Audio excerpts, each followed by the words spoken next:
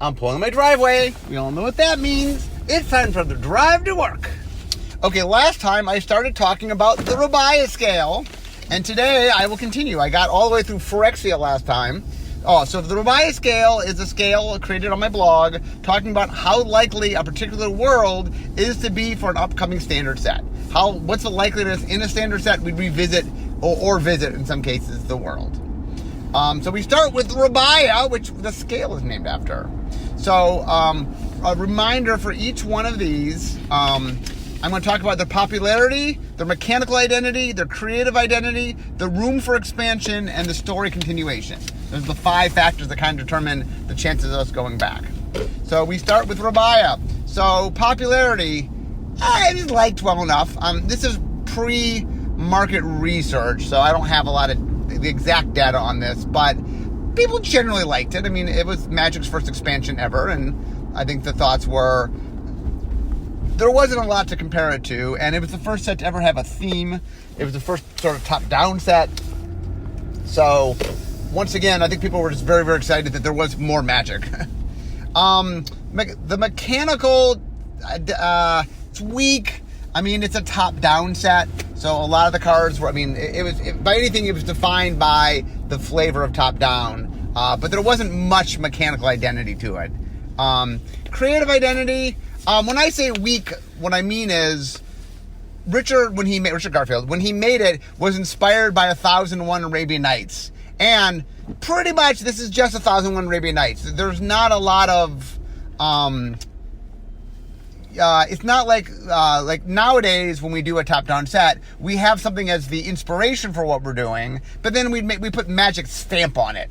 This doesn't have Magic stamp on it. This is just us doing, 1001 Arabian Nights is, it's public domain, but nowadays we like to do things that are more specifically our own thing. And so the reason Rabiah is a 10, a little shocker here, is because we like to do our own thing. And I think that if we wanted to do a 1001 Arabian Night theme sort of thing, we'd make our own world that had its own definition to it and not just sort of a carbon copy of what existed. Room for expansion, not a lot of room for expansion. Once again, it was really rich. I mean, most of what it was is Richard just experimenting in things he had never experimented on before. It didn't have a particularly strong identity. There are a few tiny themes that run through it, but not a lot. And then story, not really much. Pretty minimal. There's no characters we know from Rabiah. Rabiah might have showed up once or twice in the story if somebody who was sort of weaving it in. When Richard first made the set, by the way, it wasn't even defined where it was necessarily. It was later decided, it's its own plane in Rabiah, so you can call it Arabian Nights. And obviously a rating 10. The reason this is what the scale is named after is this is just not the way we make worlds anymore. We make worlds in which it's a Magic influence. It's a world influenced by some real world source, but it's Magic and has a Magic component to it, and it really feels like a Magic set. And Arabian Nights was super early, and Richard had to make the set really fast because of the popularity of limited edition, and so he just sort of based it on something that existed so he could get it out. And while in the moment at the time that's fine, since then we've raised the bar a little bit on the creative elements of our worlds. So that is why Rabiah is a 10 and why the scale is named after it. Okay, next, Wrath. So Wrath was popular. The Tempest block was a pretty popular block. I don't know. The world, one of the things about Wrath, remember at the time, was a lot of early Magic, we really just sort of stuck on Dominaria. Arabian Nights, obviously, it was Rabiah, and that was kind of after the fact. We said, I guess it's not Dominaria, it's Rabiah. Fallen Empires was on Growth-Up. We'll get to that later today. And that was, at the time of Tempest, that was kind of it. We had only left Dominaria twice at that point. And one of the things with the Weatherlight Saga that Michael and I, when we made the Weatherlight Saga, is we really wanted to leave the plane. The whole idea of having a multiverse was, there's all these planes. Why do we keep staying in the same place? So we made a story about characters that we wanted to move across the multiverse. And so Wrath was our start of, let's go see other planes. Let's go tell the story on other planes. Mechanically, it's weak. There's not. This is back in the day where it's like, come up with two named mechanics. And so the mechanics for Tempest were Shadow and Buyback. And while we weaved Shadow into the story, the Shadow is explained through the creative. Buyback really isn't, although spell mechanics are hard to do that with. But there's not a really strong mechanical identity. I mean, if we could go back to Wrath, there's not a lot of things like, oh, we got to do A, B, or C. It's mechanical identity. It just comes from a time where that's not quite how we built sets. We didn't theme them mechanically like we would later do. Creatively, I think it was an interesting world creatively. I think it was the first time we did any world building. It really was the first world where we had a team, like we had a world building team come and visually sort of build the team so we knew what it would look like. And that we had never done prior to that team. Wrath was the first where we brought in artists and like we worked on the look and feel of the world. Now we've gotten a lot better at it. You know what I'm saying? Tempest to me was really ahead of its time and really did a lot of cool things that Magic hadn't done before. But since then, you know, in a lot of ways, it's kind of like the Model T of world building, where it was very innovative in its day, and like before, we've never done that. But since then, you know, we've gotten a lot more nuanced in our world building. The other problem that with Wrath from a creative standpoint is that when the Phyrexians invaded Dominaria during the end of the Weatherlight Saga, the way they did that is they overlaid Wrath with Dominaria. So Wrath isn't its own plane anymore. So that makes it tricky to visit. As far as stuff to explore, room to explore more stuff, minimal. I mean, there's some themes there you could go back and visit, and you know, but there's not a lot of things. And some of the things like slivers, we've just done so many times, so many other places that we really have explored it. It's not like, oh, well, we introduced slivers in Wrath and never saw them again, so let's go do more slivers. Nah, slivers were popular, so we did them a lot of other places. And story, minimal. I mean, it tied into the Weatherlight Saga. That is, I mean, it was a big part of the Weatherlight Saga. It's not a big part of the modern day story. I mean, I think it's part of the current Dominaria story, and the fact that Wrath is overlaid, there are elements that come up on Dominaria. So it has a little bit of story relevance, but minimal. So I gave it a 9. The reason I gave it a 9 is the only way I think we go back to Wrath involves us going back in time. Like, if for some reason we had a reason, like, you know, we decided that the creation of Wrath was an important, you know, we thought they'd make a cool set or something. I don't know. The set as we know it, Wrath, the plane as we know it, is gone. So the only way to actually go to the plane is to go to the past. And I'm not sure how compelling there is a story in the past. So anyway, I put it at 9 in that, you know, it's a cool world. We did some cool stuff with it. Flowstone was neat, and there was a lot of cosmology built into the world. The core, the Vec, and the doll, and there's a lot of stuff there. But it is a tricky world to go back to. Okay, next, Ravnica. So popularity, very popular. I think from our ratings, it's the most popular world that we visited. Dominaria and Innistrad both come close, but I think it currently it's number 1. But anyway, we've been there 3 times. It's been a big hit every time we've been there. Mechanically, very strong identity. It's the guild. It's the world of the guilds. It's a multicolor theme and a 2-color multicolor theme. And it is so strong mechanically that, if anything, one of my personal complaints about Ravnica is I think we're a little too tight in how we do the mechanics, in that all 3 visits have been really similar to each other. That the designer in me would stretch things out a little bit.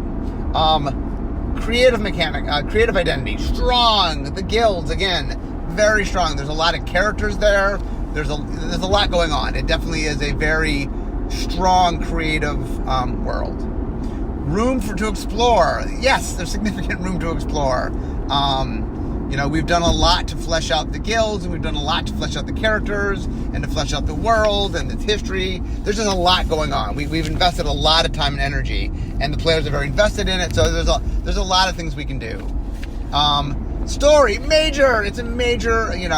Like right now, we're about to see the culmination of the Bolas story, and where does it take place? On Ravnica. It takes place on Ravnica, because Ravnica is kind of once upon a time, Dominaria was the center of multiverse. It kind of shifted to Ravnica over time. Dominaria is making its comeback, but Ravnica, and there's other than Dominaria, I think more planeswalkers come from Dominaria. I think that obviously more planeswalkers have visited Ravnica than anywhere else, so of ones we know. But anyway, rating 1. The only real big question right now is what Nicole Bolas is up to in War of the Spark. Provided that Ravnica is in a state to be revisited, I think the chance of revisiting is high. But there's that caveat of we have to see what Nicole Bolas is up to. Did I say visit? Nicole Bolas, sorry. Nicole Bolas, what's Nicole Bolas up to? And what is Niv Mizzet up to? Okay, next, Regatha. So Regatha we saw in Magic Origins. It is the plane that Chandra first sparked to. The Carol Keep is there, which is where Chandra studied. We know Jaya was there. And we know that it's a world of a lot of volcanic activity. The one thing we really know about Regatha is it's a very red world. There's volcanoes and mountains, and it oozes red. And our two of our most famous red characters, Chandra and Jaya, were both there. So let's walk through. So popularity, people liked it, I guess, in Magic Origins. I don't get a lot of requests to go to Regatha. I get some, but not a lot, not as much as other worlds. People were much more excited to go to Kaladesh, for example, and even Vryn than Regatha. Those were the 3 worlds that we had never been to that we visited in Magic Origins. The mechanical identity is weak. Like I said, it showed up in Magic Origins. I'm not even sure what the mechanical identity was. Like, Kaladesh had an artifact identity. I'm not even sure what Regatha's identity was, other than, like, red direct damage spells. So it's not well defined mechanically. Creatively, also not that defined. It does have the Carol Keep, and Jaya and Chandra are tied there, and I think Gideon might have been there in one of the books, but anyway, it is definitely, there's not a lot of world building, of creative stuff there. Room to explore, there's some. Like I said, we've definitely introduced a few elements, and we can explore those elements. And story, minor. Like I said, Chandra, Jaya, and I think Gideon have all been there. Obviously, for Chandra and Jaya, it's a big part of their history. So, there is some tie to the modern story. But it is definitely not a major tie. It's a minor tie, but it shows up. So for rating, I gave it a 6. It really needs a mechanical identity, and it needs a creative identity that can explain the other 4 colors. So,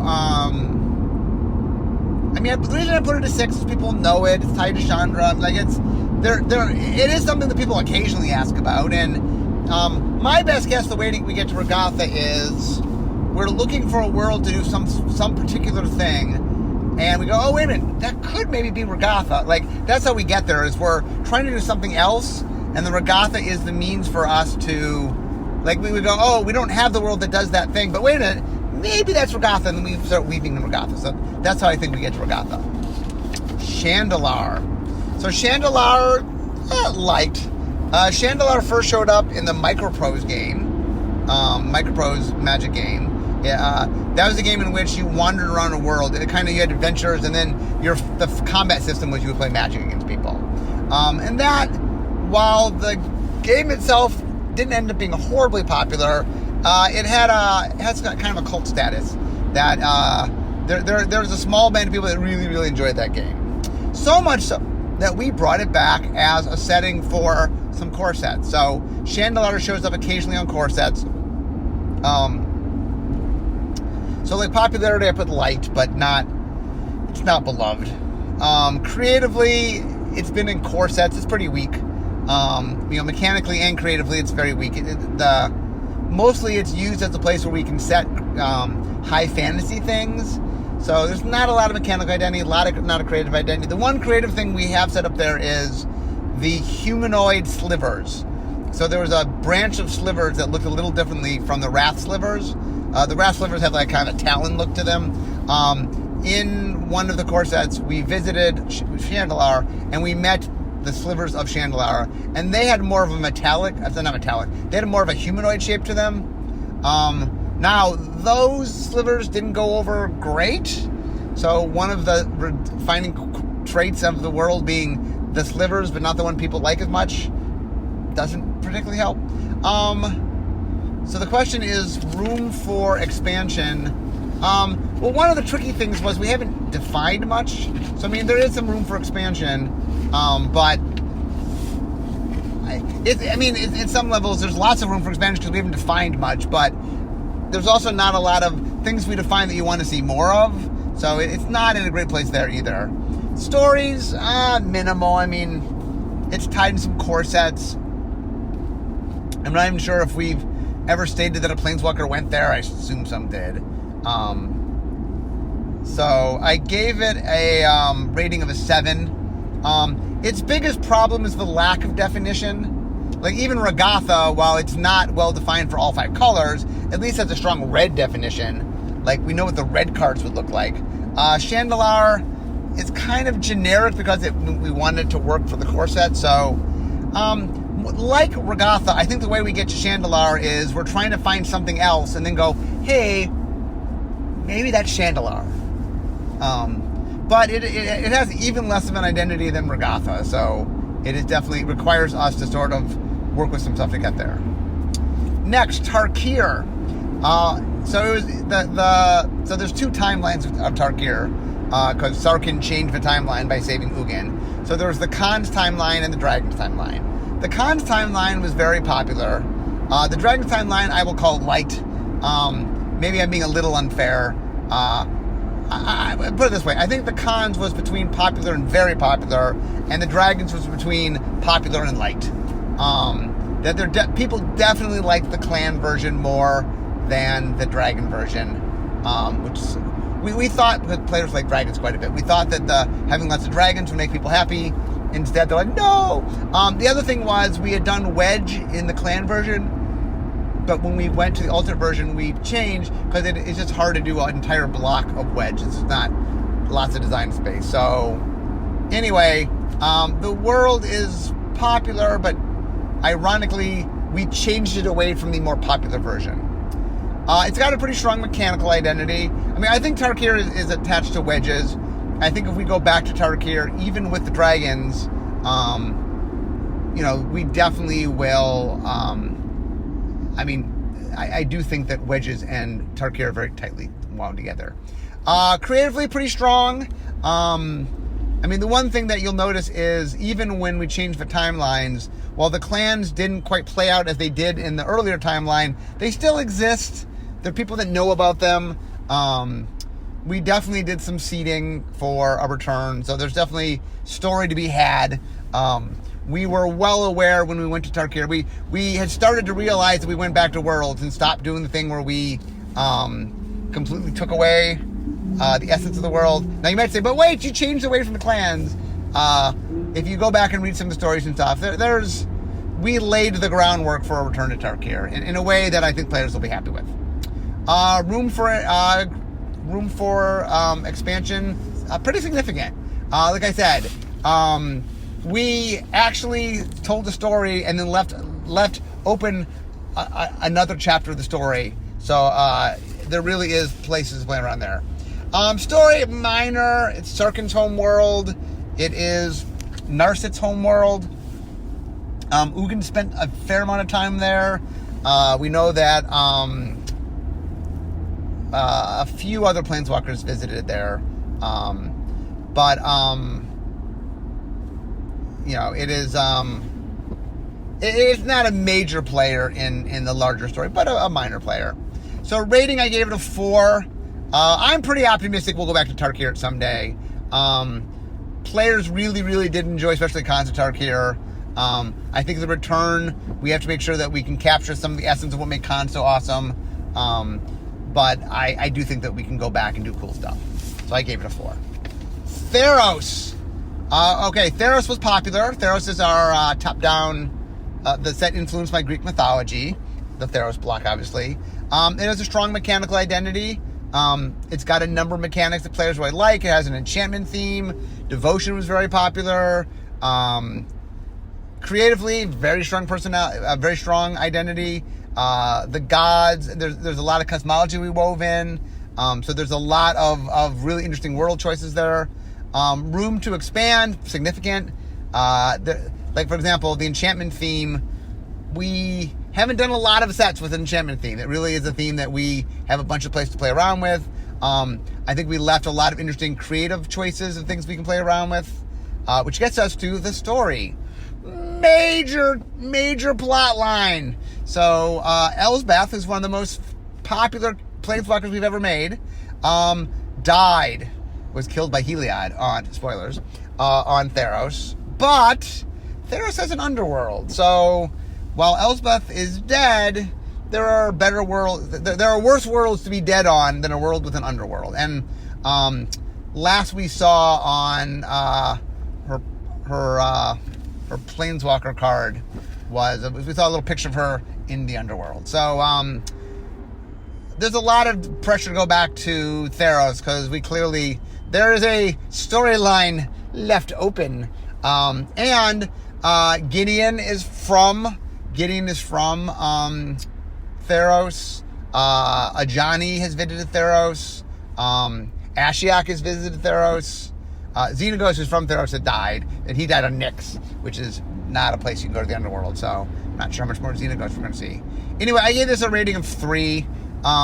We left such a gaping plot line dangling that it's hard, and the world's really popular. There's a lot of mechanical strength to it. Like, everything about the world says we could do another cool world, and we left a pretty... I put this at a 3. Like, I don't know how we don't go back one day. I'm pretty confident at some point we'll go back. Ogrotha. So this is the home of Homelands. It is where Sarah and Faraz set up shop. It's where Baron Singer is from. A lot of minotaurs and things. So Ogrotha was the first kind of brand new world outside of Dominaria that we made. Rabiah was technically the first we visited, but really that was just 1001 Arabian Nights. There wasn't a lot of world building on our part. Homelands was the first world where there was some world building done, and we made a world, and there's a story, and it actually takes place on another world, another plane.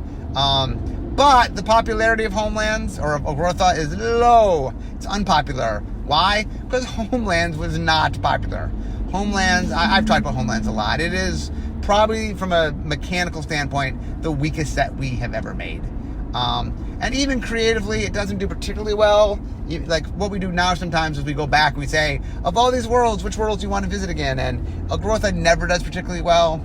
Even the poll I just did, Ogrotha shows up, but it's down quite a ways. Where Lorwyn and Kamigawa are right at the top, Ogrotha is like, I don't know, 19th or 20th or something. It's a ways down there. Mechanical identity, pretty weak. It didn't have very strong mechanical identity. Creative identity, a little better, but still not great. A lot of its creative identity is like things people liked from Alpha. Oh, people like Sarah Angel. Sarah's here. People like Singer Vampire. Oh, Baron Singer's here. People like Hurling Minotaur. Oh, the Minotaur's here.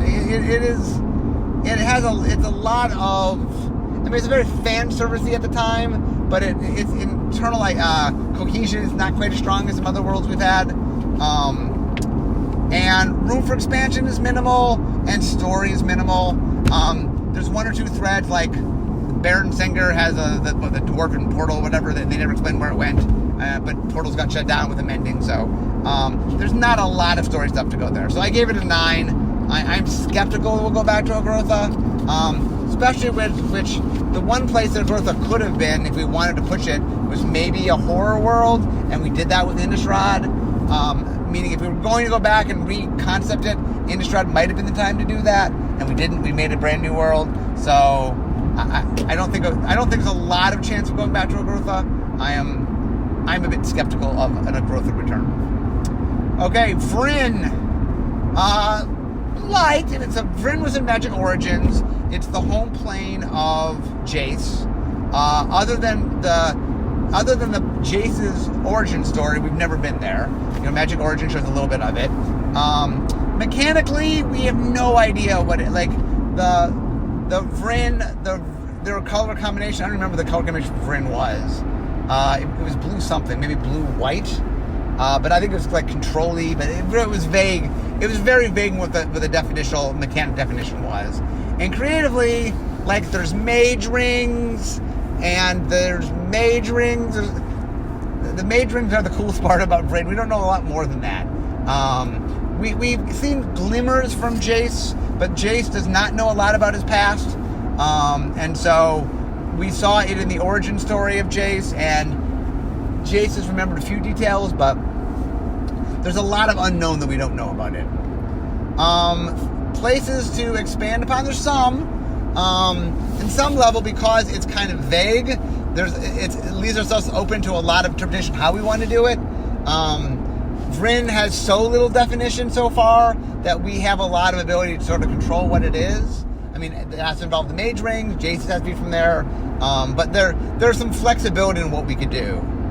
Story, minor. I mean, Jace is one of the major characters. It's his hometown, home plane. I mean, there's a story to be told. Jace going back to his hometown that he forgets, his home plane. There's story there. So, I mean, there is a minor connection.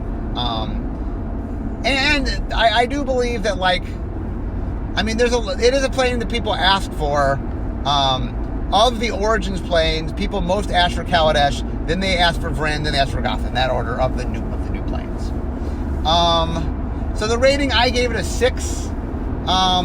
It needs some like, once again, it's another one where I think we'll come up with an idea for a world we want to do and go, oh, that idea and Vryn could come together. Vryn is kind of, it has a lot of the complete mystery around it because of Jace's and his memory loss means that we have some flexibility on what we want to do with it. So there's some chance we'll get there one day. I mean, I do think it's a known world with a name that people recognize, and there's a story to be told. Jace going back to his home plane. There's a story there. So my guess is someday we get there, but I gave it a 6 just because I don't know the full definition of it. Next, Zendikar. So Zendikar was both the original Zendikar block and Battle for Zendikar block. So we've been there in 5 sets. It is very popular, although people like it more without the Eldrazi than with the Eldrazi.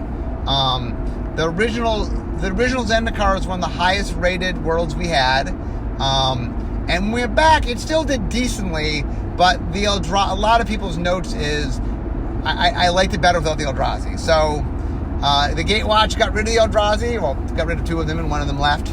So the Eldrazi are gone now.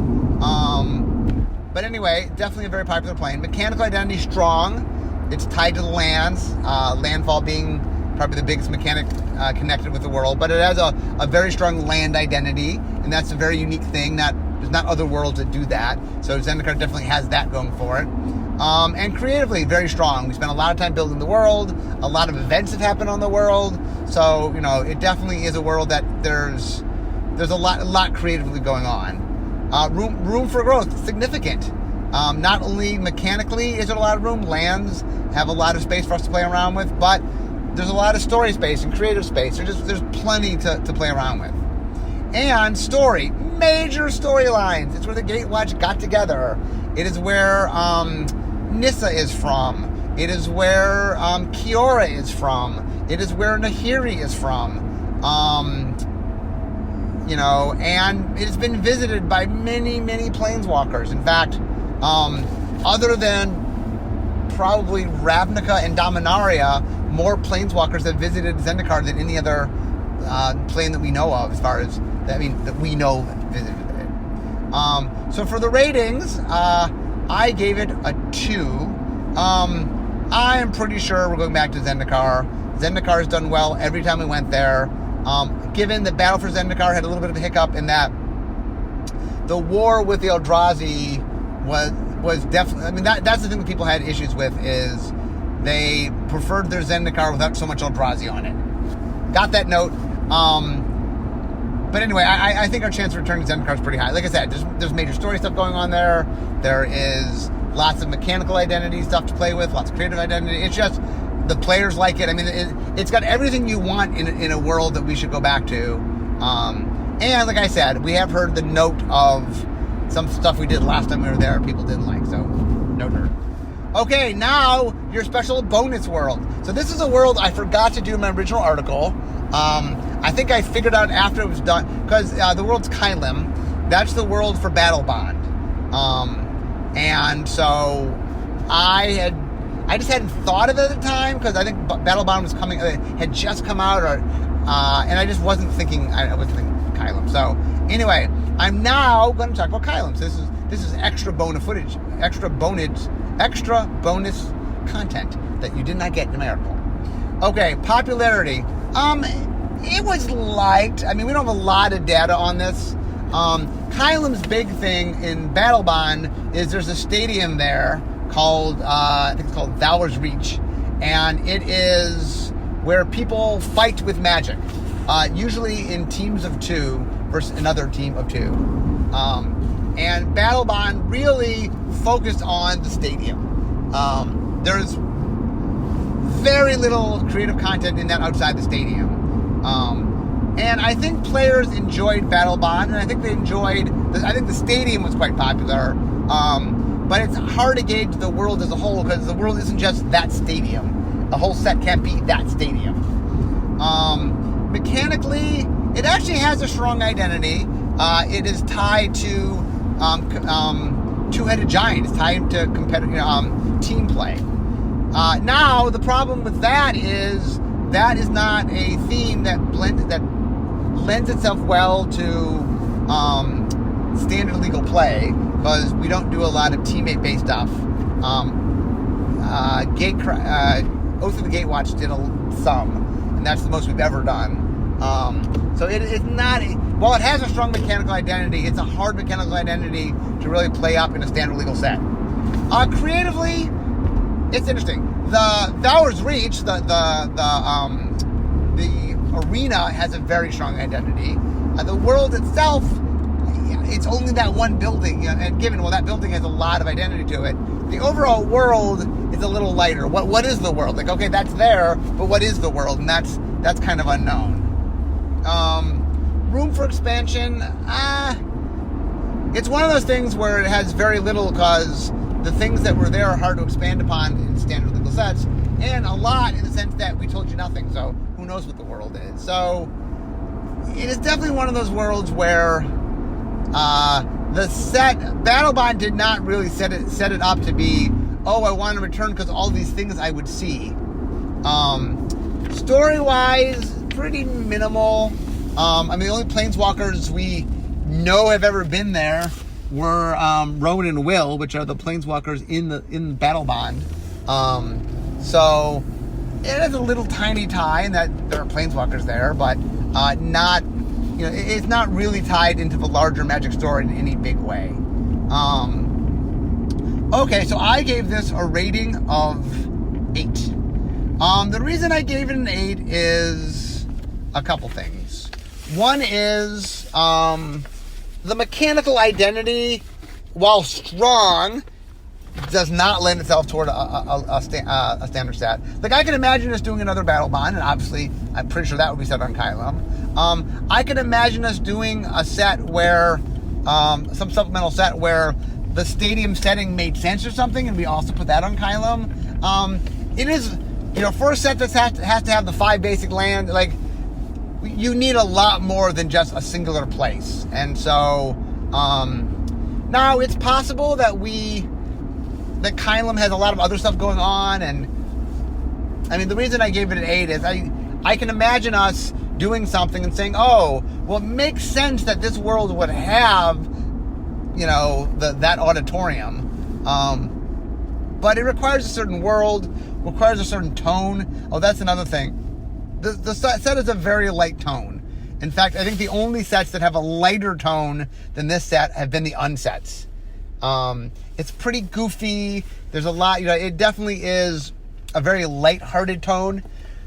And while Magic has sets with lighter tones, it's light for a normal set. So, like, on every level, its mechanical identity isn't quite what we do in Standard. Its kind of tonal creative identity isn't quite what we do in Standard.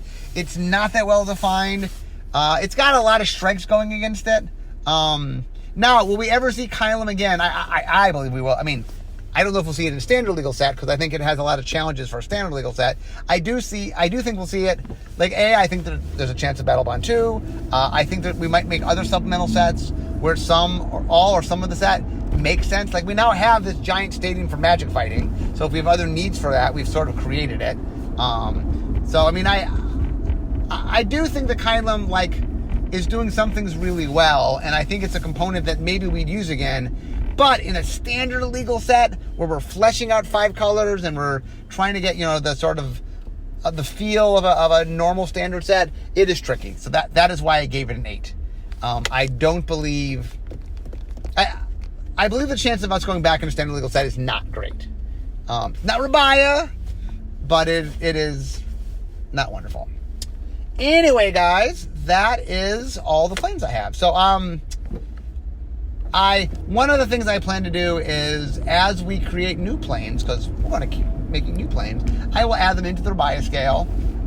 For those that, just plug my blog real quickly, the Rabiah Scale and the Storm Scale and all my scales are one of the things I do on my blog. There's many popular topics on my blog, and all the scales are some of them.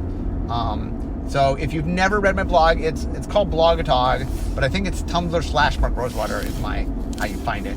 And you can see me. I answer questions all the time, and I post various stuff there.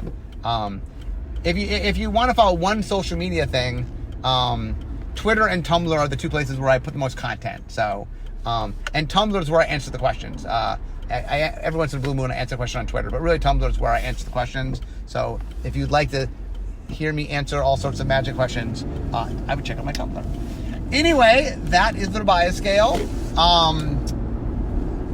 I did not, it's funny, when I never thought when I answered my first Storm Scale question that it would lead not just to the Storm Scale existing, but all these other scales. There are 2 other major scales that I've not talked about yet. There's a Beeble scale that's about creature types, and there's the Venser scale that's about planeswalkers. So maybe one of these days, probably what'll happen is I'll write an article first, and then I'll do a podcast. But those are other scales at some point I will talk about. Anyway, the other thing I'm hoping you enjoyed about last podcast, this one, is talking about the mini worlds of Magic. One of the things I find very exciting is that not only have we populated our game with a lot of exciting creatures and characters, but that we have so many well-defined, cool places. And I think that's a really neat part of our game. And so it was fun with the Rabiah Scale to go back and look at, not even all of them, but most of them, a lot of them. I hope you guys enjoyed it. But I'm now parking my car. So we all know what that means. This is the end of my drive to work. So instead of talking magic, it's time for me to be making magic. I'll see you guys next time. Bye-bye.